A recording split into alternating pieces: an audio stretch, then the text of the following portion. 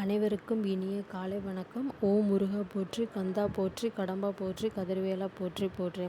எதற்காக இந்த வீடியோ பார்த்தீங்கன்னா, நேற்று வைகாசி விசாகம் சிறப்பாக நடைபெற்று முடிந்ததும் கோயிலுக்கு வர முடியாத பெண்கள், உடல்நலக் குறைவாக இருக்கின்ற பெண்கள் மற்றும் சில மாதவிடாய் பிரச்சனையில் இருக்கக்கூடிய பெண்கள் பார்த்திங்கன்னா கோயிலுக்கு போக முடியாத சூழ்நிலையில் இருந்திருக்கும். அப்படிப்பட்ட பெண்களுக்கு பார்த்திங்க அப்படின்னா முருகன் இந்த வீடியோ வழியாக காட்சியளிக்கிறார் என்று நினச்சிக்கோங்க.